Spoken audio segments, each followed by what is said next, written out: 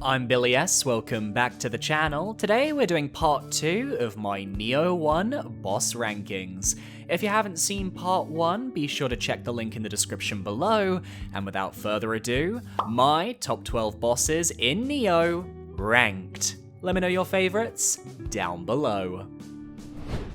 At number 12, we have Tachibana Muneshige, fought in the side mission Invitation from the Warrior of the West. While our previous bout was against Kelly using Tachibana's body, now we get the opportunity to face the man himself in his prime, and this was easily my toughest fight in the entire game. Tachibana Muneshige has the speed of lightning, and with it comes the ability to tear down William in an instant. He's got hard-hitting combos, a lightning dog guardian spirit who gets progressively more aggressive as the fight goes on, and there isn't a lot of room to heal when you're on the back foot. My winning strategy involved using the rock in the side of the arena to break line of sight, allowing for a safer healing spot, while using the first two hits of my Kusarigama mid-stance, which were the most consistent at hitting Tachibana before blocking. It wasn't an easy fight, especially with some of his faster slices you have to watch out for, and I definitely used some defense and attack debuff talismans to tip the scales in my favor, but I love that Tachibana Muneshige actually encouraged me to do so without the fight feeling one-sided. It's partly why I never used the sloth talismans, because I felt they neutered any sense of difficulty. When I beat him, I didn't feel I'd fully mastered his mechanics, my dodges were still very sloppy, but I felt satisfied, and as said, he took the most time of any boss in the game to defeat, while not feeling unfair, so that's a positive for me. At number 11, we have Shima Sakon, fought in the main mission, Sekigahara. One of my favourite characters I met in Nioh, Shima Sakon is just a really loyal dude who is built like a brick wall and could headbutt me any day. He's a spear wielder, which means he has a glaring weakness for forward thrusts, but unlike Honda Tadakatsu, who was in the same boat and at the bottom of my list, Shima Sakon has a few extra tricks to stop me from abusing him. His main ability is his Guardian Spirit, which from what I could tell gave him hyper armor and poise, making him exceptionally difficult to stagger. This is alongside the lightning that coats his blade for extra damage. The challenge came from how once Sakon landed a hit, his follow-up combos were almost guaranteed to hit as well, putting me on an immediate back foot, and if he followed all that up with his headbutt, it was lights out for poor old William. I used my high stance for most of the fight since I could tell with Shima this was a DPS race. I didn't have the skill to avoid all his attacks, nor did he have the ability to withstand mine for a prolonged period. We were both like feral animals going up against each other until one of us came out on top. For being a real bro who fought for his lord to the bitter end, even though he's still alive at the end of the game, I can't deny him a spot in my top 12. At number 10, we have Okatsu, fought in the main mission, The Defiled Castle. Okatsu is one of your closest friends and love interest, even if neither of them know it yet, so having to face her after she's been controlled by Kelly is a tough prospect. She's an extremely skilled ninja, rivaled only by Hanzo Hattori, and she's got all the tricks you'd expect. Shuriken fans, extremely fast reflexes, a guardian spirit that enhances her jumps so she can dive at you from walls, and a devastating dash attack that she can casually combo into a second devastating dash attack when she feels like it. Initially, I was overwhelmed, unable to handle the projectiles followed by her combos, and I eventually had to resort to my main strategy for human opponents. Mid-stance, use my first two Kusarigama swings, and dodge away the moment they block. Okatsu, I can tell, has an exploitable AI because it was very easy to get her in an animation loop where she'd constantly be dodging to the side after each of my hits, but I couldn't do this myself consistently. Popping on some water talismans and hitting her with attack debuffs gave me the edge I needed to come out on top. But the real strategy is just to let her waste her own ki with attacks, allowing William to capitalize with follow-up critical strikes. I really enjoyed her fight and how she really changed up the playstyle I expected from human opponents. Plus, she's got an absolutely banging music track accompanying her. She definitely joins Emma the Gentle Blade in the club of strong women with strong themes. At number 9, we have Saika Magoichi, fought in the main mission, Immortal Flame. The last of the minor human bosses, I've got to say that if we're talking about difficulty or fight complexity, Saika should not be this high. He is fully here because I just love his design. He's a mercenary leader who took a page from Isshin Ashina's book and brought a gun to a sword fight, which is already kind of iconic.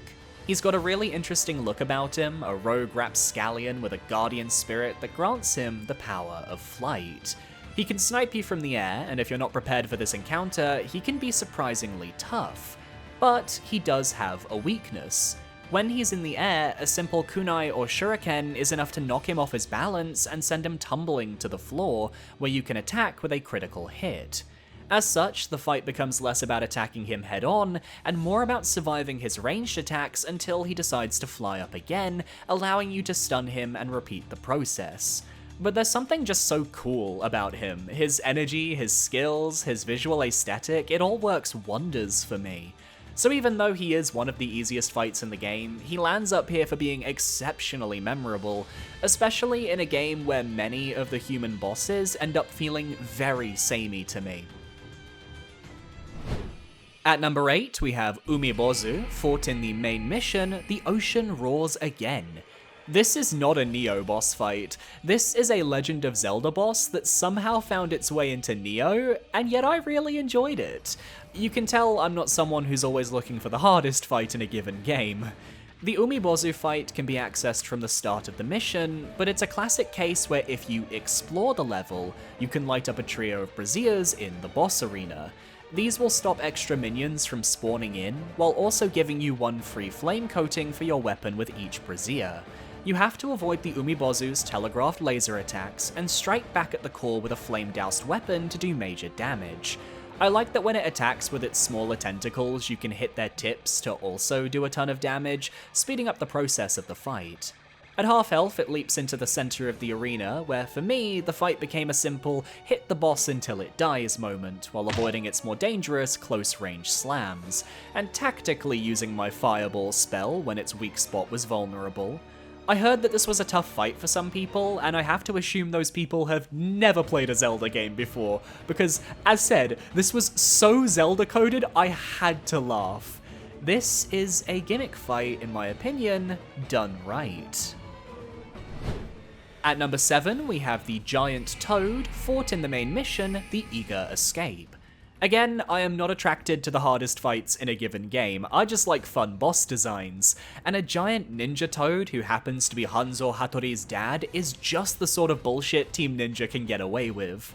He uses a spear, which comes with the same issues I've brought up in past entries, a lot of forward thrusts which are easy to dodge, and his main 3-hit combo is incredibly telegraphed. Where the fun comes is his ability to use projectiles. He's got sticky bombs that can grapple onto the player, forcing you to block the explosion, thunderclouds that can cause damage if you're caught in them, and just some general explosives that blow up when they hit the ground. All the while having the yokai staples such as the yokai realms you need to dispel with your ki burst, and a few fun attacks with his tongue.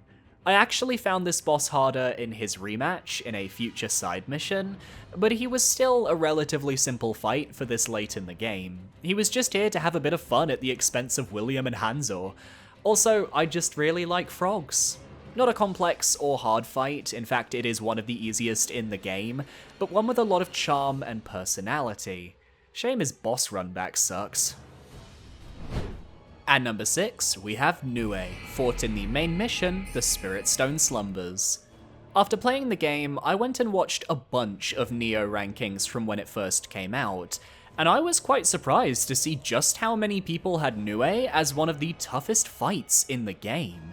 He is difficult, don't get me wrong, the sheer amount of electric AoEs you have to face is staggering to say the least, and that's on top of his regular combos which come out fast and furious. I always got caught by his rolling attack with the AoEs that trail behind him, and this was the first fight where I really had to rely on the defense debuff talisman so I could do enough damage to kill Nioh before their electricity killed me.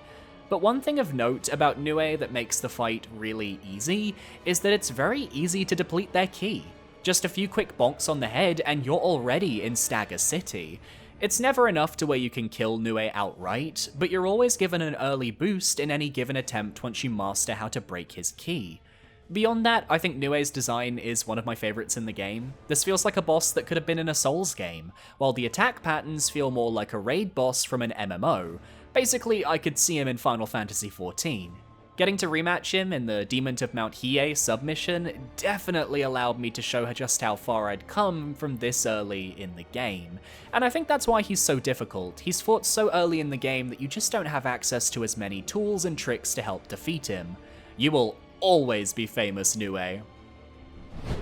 At number 5, we have Yuki Onna, fought in the main mission, Falling Snow.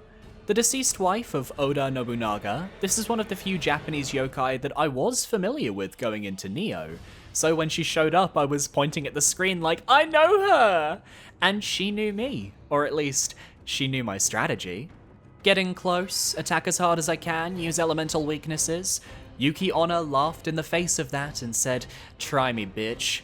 As it turns out, she is incredibly difficult to fight at melee range, with some incredible combos that I couldn't make sense of, and those ice shards she fires are incredibly difficult at close range. They always got used when I was low on ki, meaning I couldn't block them. My strategy for this fight was completely shifted as I focused instead on my ranged attacks. Ninjutsu throwables, my bow and gunshots, magic, whatever I could use to keep her away from me so I could slowly chip away at her health. At the halfway point, she becomes far more aggressive with this thrust attack that aims to pierce the player in a grab, but it's also her biggest opening, as if you learn the dodge timing or the spacing needed to have her stop in front of you, you can get a big opportunity to do damage back. She's a fight I wouldn't mind trying again so I can learn her from a more melee-focused perspective, but the fact she got me thinking about my build and my strategies is something I really appreciate. Not every boss is designed to be beaten by every build in these games, and Yuki Onna is a very clear example. She's also propped up by her lore being directly related to the big man himself, though that post-game duo fight between her and her husband can, go somewhere else. At number 4, we have Ogress, fought in the main mission, Memories of Death Lilies. I'm not sure how everyone feels about this fight, but I really like the whole experience from start to finish. Ogress has such a different aesthetic to her compared to the rest of the yokai in the game, that I almost felt like I'd wandered into Fatal Frame or something. Her nails are sharp and long, and in need of a desperate trim, while hitting as hard as you'd expect when she lands her hits on you. I love her grab attack where she just tosses you up in the air and swipes at you like a cat. It's got a fair dodge timing and showcases what everybody wants to do to the British. She's got a flamethrower that can sometimes come out of nowhere, forcing players to be more careful, but like every yokai boss, the moment you decimate her ki bar, she becomes a stagger icon, and you can get some serious damage dealt. In the second half, she's able to spawn a ton of yokai realms via her insidious Death Lily flowers though, which means you'll also be struggling for ki. I do think her normal combos are a tad easy to avoid by mistake. I often found myself dodging them without meaning to by sticking to her sides. The only attack I found myself caught off guard with was her jump slam. Most of the time I dodged fine, but there were a couple of instances where I was caught in a hitbox I didn't expect, though I'll fully concede it was 100% my fault I got hit. Ultimately, a good use of my living weapon was what got me the damage to secure my win, and I felt really positive about the whole fight when I finished. Just a solid aesthetic, arena, and vibe that I was not expecting from this random mission. At number 3, we have Hino Enma, fought in the main mission, Deep in the Shadows. The second proper boss fight of the game, and a real skill check for every new Nioh player under the sun. I understand why they put the Bat Lady at the start of the game. She is a great example of how a simple moveset can be surprisingly difficult to overcome. She has a handful of combos she can use, either a normal kicking combo with her legs, which is the easiest to punish, an umbrella combo that has 2 different points in the chain where it can end, forcing you to pay attention, and her spin to win, where she whips up the winds around her and flies forwards to do damage. This is her most dangerous attack by far, as it goes further than you think and does more damage than you'd like. She can paralyze you with a scream, though it is fairly telegraphed, and after a certain point, she'll take to the skies to paralyze you from the air so she can dive bomb you.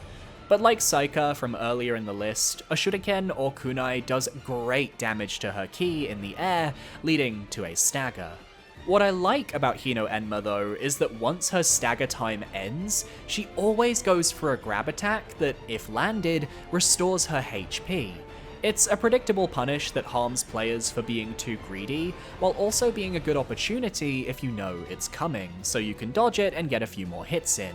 She's just a simple, refined, and well-designed boss, and I get why they kept reusing her in future missions like the bathhouse and the final dungeon.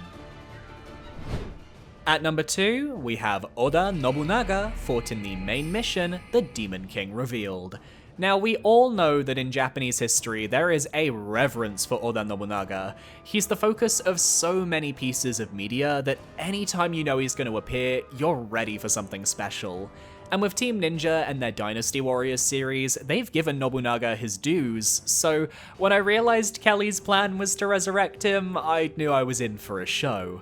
Nobunaga is, on paper, the toughest of the human fights in this game. This is because on top of him just having really fast and well-paced moves, he can use every magical element that you can. Lightning, water, fire, earth, and wind are all his playthings. Does this make him hard? Surprisingly, no. But I think that comes with the territory of being at the end of the game and having an extremely strong set of weapon and armor, to the point where even his more complex abilities just don't hold a candle to a British weeaboo. But the sheer damage output he can inflict, as well as his overall presence and design, make him incredibly memorable for me.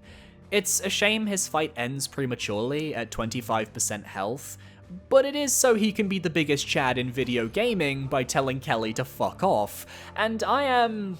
You know what, yeah, fair enough Nobunaga, you had fun slaking. Bro just wanted to troll the British one more time before going back to the underworld, and that is so cool. If it was a full fight and he had just a little more health to make it last longer, I think he would actually be my top spot in this video, but he was beaten by one other. At number 1, we have White Tiger, fought in the main mission, the Demon of Mount Hiei. I didn't really care for Nioh's story all that much. It was a clear case of, let's send William through a greatest hits of Japan, and couldn't really shirk the Dynasty Warriors energy that Team Ninja is known for. But they did get one thing right. Players like cats. So when they introduced a cat spirit, you do grow a little attached. And when said spirit protects us from malice and is turned into a wicked yokai that we need to slay midway through the game, well, that doesn't slay, not one bit. White Tiger is a cat-like creature with jet black wings, and this makes him an incredibly mobile opponent. He doesn't stay still, forcing you to avoid his various dodges and track his many jumps, while sad music plays in the background. He has an electric beam he can break out every now and then, as well as fireballs he can launch from the sky, giving you a lot to pay attention to, but he also has a very clear weak spot in his glowing eye. Strike the eye down, and the boss can be stunned, allowing for clear damage. Follow that up with a living weapon burst, and you can bring the fight to a quick close. Due to White Tiger's sheer speed, ferocity, and his charge moves, this is a fight you want to end sooner rather than later, and I do still feel a little bit cheeky, as I did use my kunai to end the fight with a bit of chip damage, but it was worth it. The rain-swept arena, the awesome visual design, and the fact we actually had to kill a friend gave the fight real stakes. Is it the hardest in the game? No. I think it's up there though. But is it my favorite in the game? Hell yeah. R.I.P. Nekomata, you were a good boy. And that's my list. Which Nioh boss is your favorite? Let me know down below, and be sure to parry that subscribe button so you can stay up to date on all my future videos. Maybe I'll cover the Nioh DLC at some point, we'll have to see, maybe in the new year. But I want to give a shout out to my YouTube channel members for supporting me for another month. You guys are amazing. It is $4.99. You get early access to future videos, a shout out in the description, and at the end of videos as well. And if you want to follow me on social media, check out my Blue Sky. It is currently the only place where I'm going to be posting now, so it's very easy to keep up with what I'm up to. Thanks for watching, guys. I'll see you next time. Adios.